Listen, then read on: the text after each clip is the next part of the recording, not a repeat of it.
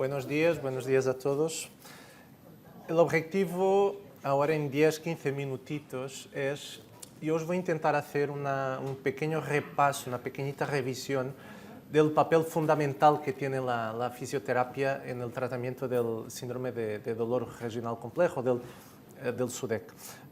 Os voy a intentar hacer el repaso en 10-15 minutitos y mi primer mensaje es, claro, la fisioterapia es fundamental, pero es importante entender que no toda la fisioterapia es igual y que la fisioterapia a un paciente con un SUDEC no es la misma que hacemos a un paciente con una artrosis de hombro, con una artrosis de muñeca. Entonces intentaremos de manera muy resumida, analizar un poquitín la evidencia de las múltiples técnicas de fisioterapia y o terapia ocupacional que podemos utilizar en el síndrome de SUDEC. Os voy a hacer un pequeñito repaso de cómo montar un protocolo de un par de técnicas de tratamientos que podemos utilizar y que utilizan los médicos rehabilitadores y los fisioterapeutas cuando tratamos un paciente con SUDEC, y después deciros un poquitín en la literatura más actual cuáles han sido los que han demostrado mejor efectividad clínica y más seguridad a los pacientes. ¿Por qué es fundamental la fisioterapia? Pues uno, por la neuroplasticidad, es decir, empezar de manera muy temprana la fisioterapia cuando hay un diagnóstico de un síndrome de dolor regional complejo, facilita la organización cortical y lo que llamamos la normalización de la representación corporal. Es decir, hay pacientes con SUDEC que se olvidan que tienen la extremidad del SUDEC, sea un pie o sea una mano. Empezar la fisioterapia de manera más precoz, pues ayuda a reorganizar los circuitos neuronales de la representación corporal. Dos, función motora, claro, intentar restaurar, intentar ampliar el movimiento y prevenir la atrofia por desuso que pasa a muchos pacientes con SUDEC. Número 3, desensibilizar la extremidad del paciente que tiene el SUDEC mediante una exposición que es gradual y es controlada a múltiples tipos de presión y de texturas. Y 4, como ya varios de mis compañeros han comentado, la importancia que tiene la intervención temprana, es decir, el tratamiento precoz mejora de manera significativa el pronóstico clínico y la efectividad de los resultados del tratamiento, sea de la fisioterapia, más farmacología, más neuroestimulación. ¿De qué técnicas disponemos a la fecha de hoy? Pues hay múltiples que se utilizan en los servicios de rehabilitación. Hablaremos de las que en general se conocen más, ¿vale? Hablaremos de hidroterapia, desensibilización, ejercicio terapéutico graduado, imaginería motora y, como ya había comentado el doctor Mayoral, un poco de la terapia espejo, ¿vale? Todas han demostrado una mejora importante del dolor y de la función del paciente por encima de una efectividad de los 50%, la mayoría por encima de una efectividad de los 65-70%. ¿No? Es decir, terapia de espejo, una de las fundamentales que se utilizan en estos pacientes. 85% de efectividad en reducir el dolor y 82% en la mejora funcional, es decir, en ampliar el rango de movimiento de la extremidad del paciente, y múltiples estudios randomizados con una N, es decir, con un total de participantes ya importante, por encima de 300 participantes. Imaginería motora graduada es un tema que es difícil buscar en castellano. Si lo queréis buscar en inglés, que hay mucha más literatura, lo podéis buscar por GMI, Graded Motor Imagery. En castellano no hay mucha información, pero en inglés es muy fácil buscarlo, ¿vale? GMI, Graded Motor Imagery. Y hablaremos un poco de la imaginería motora. 80% de efectividad en dolor y casi 80% en función. Y después, lo que es más fundamental, lo que hacemos es el ejercicio terapéutico graduado también con 75-80% de efectividad en dolor y en mejora de función y en especial en la población pediátrica, en niños con diagnóstico de SUDEC, casi por encima de los 90% de efectividad clínica. ¿Vale? Terapia de espejo, fundamentos científicos, activación del sistema de neuronas espejo que había comentado el doctor Mayoral. Lo que habíamos comentado de reorganizar nuestra cortical sensorio-motora, reducir la representación alterada del dolor y mejorar la propiocepción. La propiocepción es nuestra capacidad cognitiva de saber a cada momento dónde tenemos la posición de nuestra extremidad que sufre del SUDEC, de no olvidarnos de la posición de la extremidad. Se utiliza en muchas indicaciones. Aquí, claro, hoy hablamos del síndrome de SUDEC. Efectividad, lo que habíamos comentado, alrededor de 80-85%. Mejora funcional por encima de los 80%. Nivel de evidencia, nivel 2, es decir, es un nivel adecuado. No es lo más alto es un nivel 1, pero hay respaldo científico suficiente para que podamos decir que la terapia de espejo es una terapia efectiva y que debemos utilizar en pacientes con SUDEC con múltiples estudios en la literatura.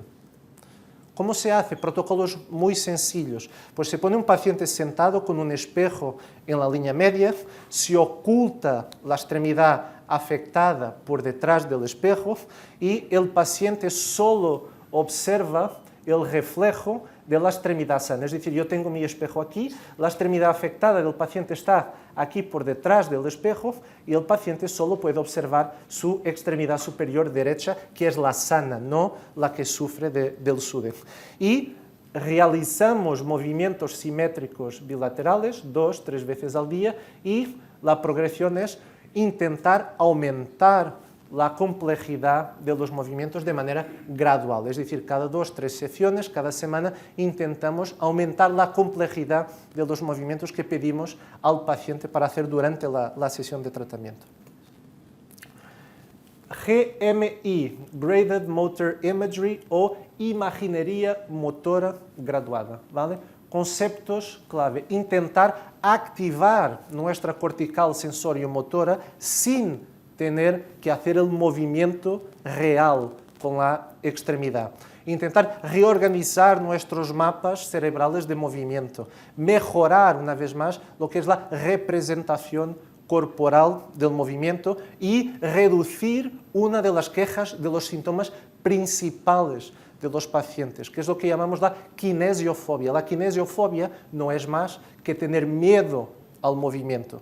Es el paciente con SUDEC que viene a la visita y se presenta a la visita con un SUDEC en la mano y tiene la mano en el pecho durante toda la visita y que hace toda su vida con la mano en el pecho porque tiene miedo de hacer cualquier movimiento que sea con la mano. Y entonces cambia lateralidad, empieza a hacer toda su vida con la mano izquierda, se olvida que tiene la mano derecha y hace toda su vida con una mano que no existe. Eso se llama la kinesiofobia. Una de las ventajas, uno de los objetivos de la imaginería motora graduada es justo reducir el miedo al movimiento, la kinesiofobia.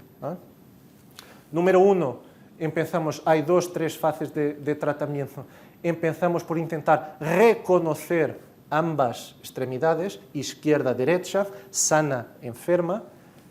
Después hacemos lo que llamamos la imaginería motora explícita, es decir, tenemos padrones de movimiento que intentamos que el paciente entienda y que haga con la sana y que intente entender cómo los haría con la extremidad enferma y al final pues terminaremos en la terapia de espejo, ¿vale? Una vez más, resultados clínicos alrededor de 80%, una vez más, un nivel adecuado de respaldo científico para que podamos decir al paciente de que creemos que la terapia es adecuada y un número de estudios aleatorizados, bien hechos, de nivel 1, también suficiente para respaldar la terapia. ¿Ya? Aplicarlo. Empezamos por testes de lateralidad y capacidad de imaginería, reconocer imágenes de manos izquierda, derecha y después pasamos a la imaginería explícita, es decir, visualizar mentalmente patrones de movimientos específicos y una progresión gradual, claro, de movimientos más simples a movimientos más complejos. Y al final el objetivo es poder combinar la imaginería motora con la terapia de espejo y, una vez más, diferentes protocolos, pero se pueden hacer 3, 4 sesiones diarias de 10-15 minutos. Claro, en todo lo que son estos protocolos de tratamiento, el objetivo es que uno paciente pueda hacer las primeras sesiones bajo supervisión de un terapeuta ocupacional o de un fisioterapeuta y que después tenga el conocimiento suficiente para seguir haciendo sus sesiones de tratamiento en casa. ¿Vale? Y lo que es más conocido de todos los tratamientos en fisioterapia, lo que llamamos el ejercicio terapéutico graduado o progresivo. Claro, objetivo, graduar la carga de manera progresiva, respetando siempre los límites del dolor, hacer un fortalecimiento muscular específico de la extremidad que sufre de SUDEC, mejorar, ampliar el rango articular. Si hablamos de una extremidad superior, empezamos por hombro, después progredimos al codo y después a muñeca y mano. Y, una vez más, hacer una reeducación proprioceptiva, es decir, intentar ayudar a un paciente a que vuelva a tener conciencia del movimiento y a cada momento de la posición de la extremidad que está enferma, que sufre del SUDEC. ¿Vale? Hay múltiples tipos de ejercicios, los podemos dividir en ejercicios que intentan ampliar o trabajar el movimiento, ejercicios llamamos isométricos, que son ejercicios de fortalecimiento sin movimiento, ejercicios de fortalecimiento estático llamamos también, y después ejercicios más complejos, funcionales y proprioceptivos. Una vez más, nivel de evidencia 2, respaldo suficiente para la terapia y reducción del dolor y mejora de la función también muy por encima de lo que sería una efectividad normal, es decir, hablamos de 75-80% de efectividad. Múltiples protocolos de progresión. Empezamos por lo que llamamos la movilización pasiva. La movilización pasiva es una movilización en que el fisioterapeuta hace todos los movimientos sin que el paciente tenga que hacer ninguna activación muscular. Después hacemos ejercicios activos sin resistencia, es decir, sin añadir nada de pesas. Empezamos con fortalecimiento con resistencia mínima y después, la última fase del tratamiento es intentar aumentar la complejidad de los ejercicios hasta que llegamos al punto donde trabajamos con el paciente en lo que serían sus actividades de vida diaria. Fundamentos teóricos. Pasamos a las técnicas de desensibilización. Fundamentos teóricos.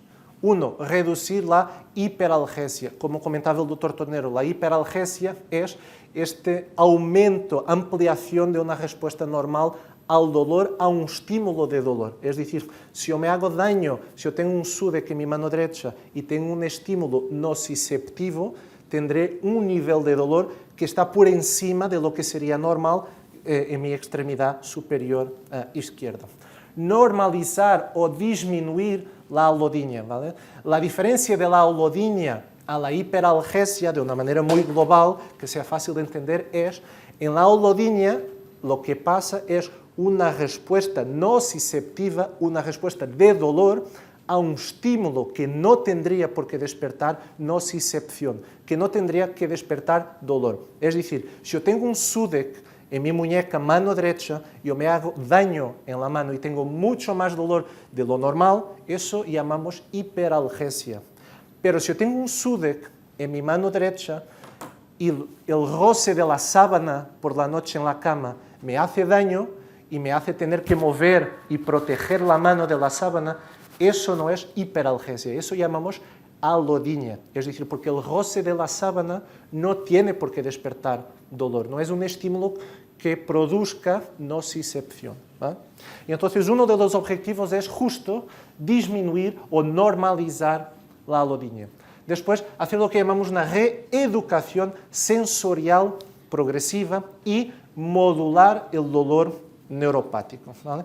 Lo hacemos con diferentes modalidades de tratamiento, de sensibilización táctil, estimulación vibratoria, terapia de contraste y texturas graduadas. ¿Vale? El respaldo científico es un poquitín por debajo de las otras modalidades más fundamentales que hemos estado hablando, pero aún así hay múltiples ensayos en la literatura que nos dan un poquitín de respaldo para que lo podamos hacer a pacientes, en especial lo utilizamos los médicos rehabilitadores, en especial en pacientes con SUDEC con alodinias muy severas. ¿Vale? ¿Cómo se hace? Pues empezamos por mapear la zona donde hay más hipersensibilidad y después iniciamos de manera suave con texturas más suaves, algodón o sedas, progredimos de manera gradual aumentando la rugosidad y la presión de las texturas que utilizamos y después se pide al paciente que haga una autoaplicación con el objetivo de manera progresiva a lo largo de meses poder reducir la alodinia. ¿No? Y después, claro, hacemos un monitoreo y hacemos un registro de la tolerancia y del progreso del paciente con la alodinia y la hiperalgesia. Y para intentar terminar, hidroterapia, la terapia en agua. Objetivo, reducir el edema, tener un efecto miorelajante, es decir, relajación muscular, mejora de la circulación, facilitación del movimiento y analgesia por temperatura cuando se hace en lo que llamamos piscinas terapéuticas, que son piscinas en que la temperatura está por encima de los 30-32 grados. ¿Vale? Es decir, hacer ejercicio acuático en piscinas con temperaturas normales de 22-24 grados no es lo mismo que hacer ejercicio en una piscina terapéutica con agua a 32-34 grados, porque justo por el efecto de analgesia por temperatura de agua, que empieza a los 30-32 grados y que no sucede a los 20-22-24 grados. ¿No? Múltiples modalidades acuáticas. En general, nos enfocamos en el ejercicio en piscina. Una vez más, una tasa de efectividad clínica razonable y una tasa importante de mejora de la funcionalidad de la extremidad enferma. ¿Tá? Temperatura 32-36 grados. Si estamos buscando un efecto que sea más miorelajante, tenemos aún que subir un poquitín más la temperatura hasta los 38-40 grados. Se hacen sesiones de tratamiento de 20-30 minutos, 2-3 veces a la semana. Empezamos, claro, con movimientos más suaves y una progresión graduada del ejercicio y intentamos evitar la fatiga excesiva del paciente durante la sesión de tratamiento. ¿Vale? Y después, para terminar, hacer lo que llamamos la rehabilitación cognitiva multisensorial. ¿Vale? Punto uno de los más importantes, hacer una educación sobre el dolor, justo lo que estamos intentando hacer hoy aquí mismo con esta sesión. Enseñar al paciente técnicas de relajación, respiración, técnicas de mindfulness, hacer lo que llamamos discriminación sensorial, todas estas técnicas de entrenamiento táctil de la extremidad y hacer una exposición progresiva.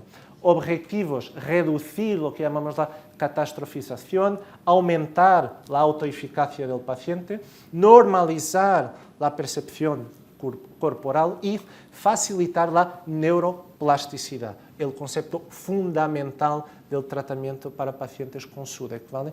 Todo en SUDEC se basa en el tratamiento del SUDEC se basa en el concepto de la neuroplasticidad que habíamos comentado. ¿Vale? Múltiples técnicas, discriminación táctil, lateralidad, técnicas de mindfulness y técnicas de biofeedback.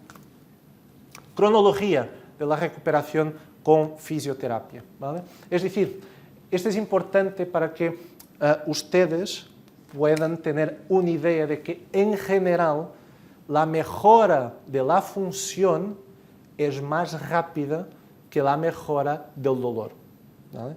Y entonces, algunos de los criterios fundamentales que utilizamos para valorar si un tratamiento es efectivo o no es efectivo es, primero, valorar si la función, si el movimiento de la extremidad mejora, porque si el tratamiento suele mejorar el movimiento y la funcionalidad de la extremidad, hay una tasa de efectividad clínica a largo plazo de que puede mejorar el dolor. Pero es normal que la mejora del dolor tarde más que la mejora de la función, de la funcionalidad. Población pediátrica, porque funciona mucho mejor el tratamiento y porque se curan la mayoría de los casos de SUDEC en la población pediátrica. De manera muy sencilla, creemos a la fecha de hoy que justo porque la población pediátrica, los niños tienen mucho más capacidad de neuroplasticidad que un paciente adulto, ¿vale? Y entonces, en general, un niño hasta los 5 años, los SUDECs, que se diagnostican en niños con menos de 5 años, más de 95% de los casos se curan, ¿vale? Lo que no sucede a pacientes adultos, ¿vale? Y, para terminar, el último slide. La importancia que ya había comentado el doctor Mayoral y el doctor Tornero del tratamiento temprano o de empezar el tratamiento antes de los 6 meses del diagnóstico versus empezar el tratamiento después de los 6 meses de diagnóstico, porque la efectividad clínica y el pronóstico cambian mucho. Entonces, lo más importante es, como todo, empezar la fisioterapia lo más temprano que podamos después del diagnóstico del paciente. Modalidades o intensidad del tratamiento, incluso si empezamos antes, de manera más precoz, el tratamiento de fisioterapia, con menos sesiones y una intensidad menor de tratamiento, logramos o podemos lograr obtener una efectividad clínica por encima de la efectividad clínica que obtenemos con un tratamiento de fisioterapia más intensivo incluso, pero que se empezó después de los 6 meses o incluso después de un año del diagnóstico del paciente. Secuelas con que los pacientes se suelen quedar. Cuando se inicia un tratamiento de manera muy precoz, muy temprana, las secuelas, hay muchos pacientes que se quedan con secuelas mínimas, lo que llamamos secuelas no funcionales, es decir, secuelas que en general no suelen cambiar de manera objetiva las actividades de vida diaria del paciente. Al revés, cuando el paciente empieza el tratamiento después de los 6 meses, incluso después de un año, es más normal que mismo después de todos los tratamientos y de todas las herramientas de que disponemos a la fecha de hoy, de neuroestimulación combinada con fisioterapia, con medicación, al final uno se quede con algunas secuelas más frecuentes y con limitación funcional diaria. Terminar. Casos de éxito, metaanálisis, es decir, cuando cogemos todos los estudios que existen en la literatura, los ponemos todos en un mismo estudio. Más de 1.200 pacientes, resultado de la efectividad de las técnicas de fisioterapia. 80% de los pacientes mejoran de manera muy importante un año después de haber empezado el tratamiento. Población pediátrica. A las 14 semanas, es decir, en 3 meses, 90 pacientes de los niños con SUDEC se curan. No es que mejoran, es que se curan, ¿no? Seguimiento a largo plazo. Cuando seguimos pacientes que hacen tratamiento de fisioterapia, 85% a lo largo de 5 años mantiene una mejora importante para el paciente. Y, una vez más, la importancia de la intervención temprana, que es absolutamente crucial para el éxito del tratamiento. Gracias.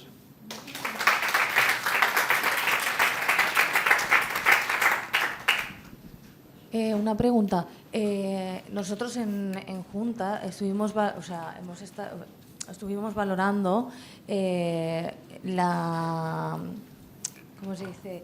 La realidad virtual como terapia. ¿Esto se está valorando como tal? Hay muchos estudios de los últimos 2 años que justo lo que hacen es añadir realidad virtual para intentar ampliar el efecto de algunas de estas terapias. En especial, cuando añadimos realidad virtual a las técnicas de GMI, de imaginería motora graduada, creemos que, a la fecha de hoy, creemos que el efecto de la terapia, la efectividad clínica de la terapia aumenta mucho. Pero son estudios piloto, llamamos, es decir, son estudios iniciales, pero que tienen resultados muy buenos cuando los comparamos con imaginería motora normal, con esta que estábamos comentando aquí. Vale, gracias. Hola. Yo quería preguntarte, tenemos mucha gente siguiéndonos ahora mismo a través de YouTube y algunos de los socios que nos están siguiendo a través de YouTube, uno pregunta, Carlos da Silva, pregunta que qué pasa si la solución, si al hacer rehabilitación con todas estas técnicas, en vez de mejorar, te hace peor. Es más o menos común que pacientes con SUDEC tengan periodos en que empeoran durante la fisioterapia. Hay 2 o 3 soluciones. Una es, hay que valorar si hay algún tipo de tratamiento farmacológico que el médico puede pensar para aumentar el grado de tolerancia al tratamiento al paciente. Eso es lo primero que se hace. 2, hay que valorar si hay alguna técnica intervencionista, todos estos bloqueos de que os hablaba el doctor Tonero, si alguno de estos bloqueos es adecuado, una vez más, para aumentar la posible tolerancia del paciente a la fisioterapia. Y 3, hay que valorar con el médico rehabilitador y con el fisioterapeuta a cargo del paciente si hay algún tipo de terapia que el paciente no tolera y si se puede sustituir una terapia, una de estas técnicas, por otra técnica. Es decir, hay algunos pacientes que cuando empiezan no toleran algunos tipos de ejercicio terapéutico graduado, pero sí que toleran la terapia de espejo o casi todos los pacientes toleran la imaginería motora graduada porque no hay movimiento de la extremidad enferma. Entonces, en la mayoría de los casos, lo que hay que valorar es si un paciente a las 2 semanas de tratamiento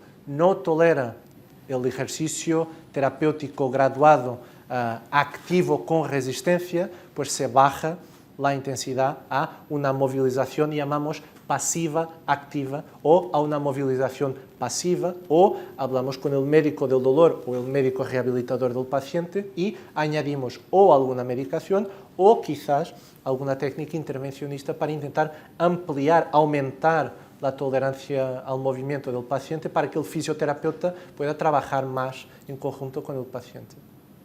Me alegra que recalques el tema de la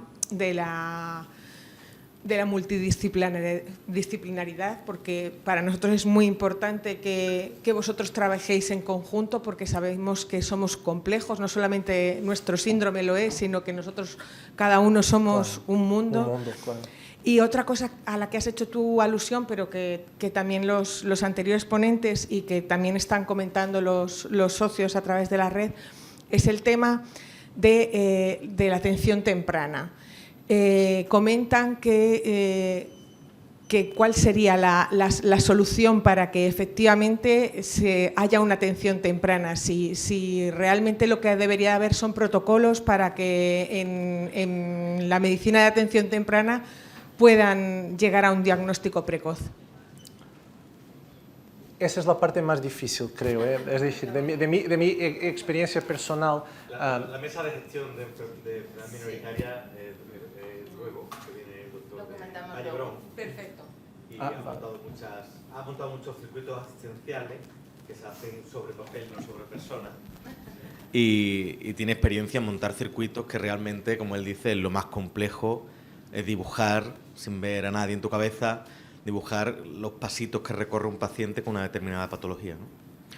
Como todo en todos los sectores de la vida, hay patologías de moda, hay patologías que no están de moda, y si quieres que una patología gane un circuito efectivo y rápido y con financiación, tiene que estar de moda. Y hay enfermedades de moda que salen en la prensa.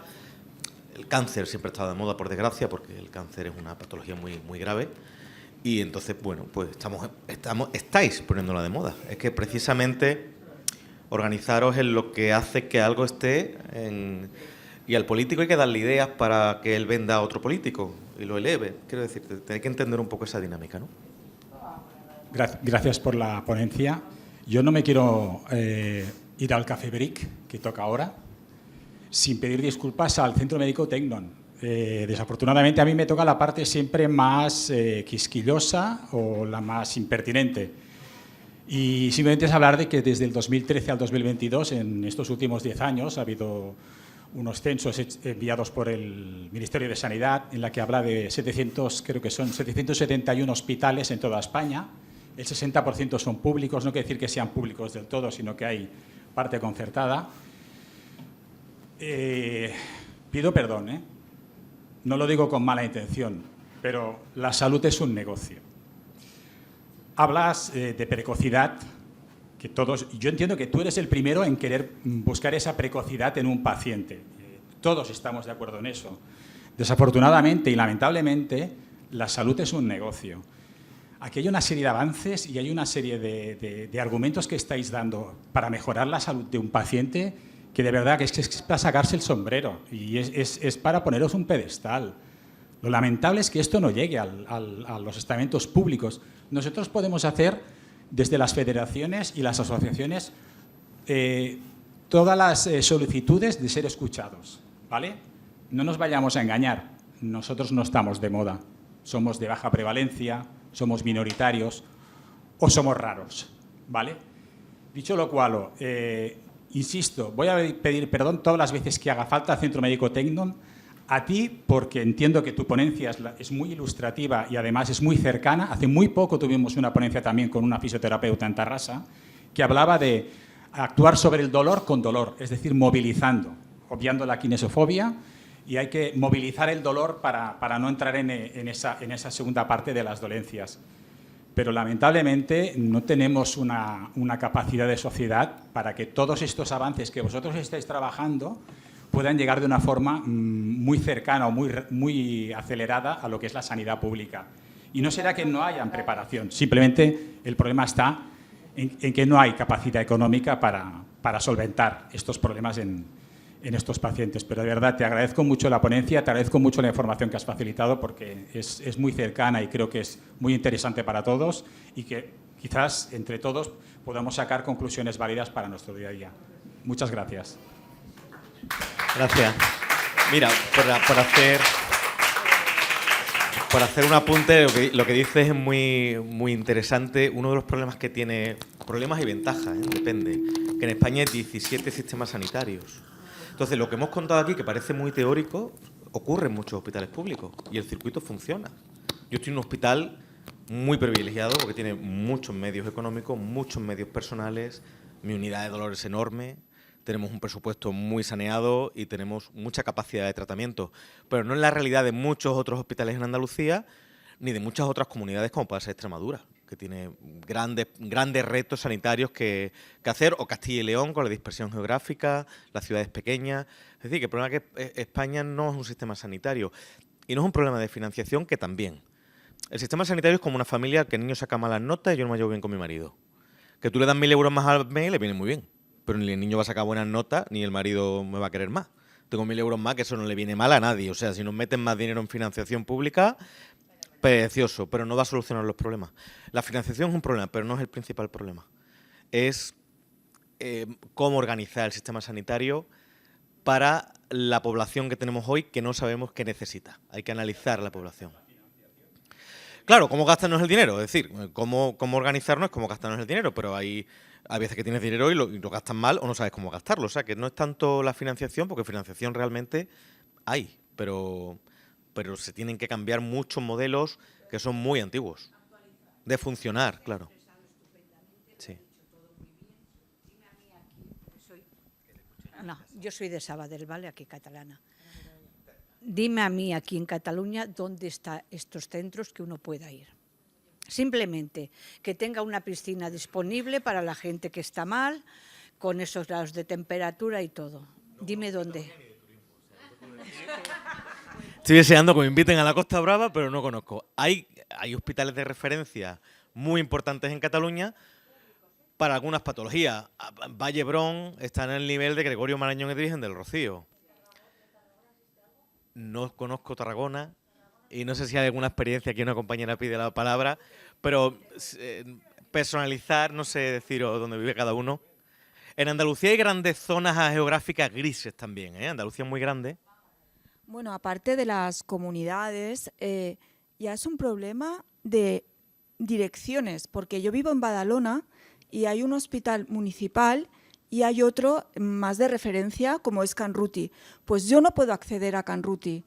Me han diagnosticado hace muy poquito de SUDEC y para ir a la clínica del dolor del hospital municipal me han dado cita en 10 meses. Y no puedo ir a Can Ruti porque no vivo en una calle de atrás. Exacto, exacto. Pues sí que en Madrid, por ejemplo, hay distrito único para distribución para elección y en Andalucía está la libre elección, pero bueno, cada comunidad. Pero son dificultades administrativas realmente. Es cuestión de sentarse y ver cómo se hace. Pasamos al café para mantener los tiempos con la gente de casa, ¿vale? Muchas gracias a todos, ¿eh?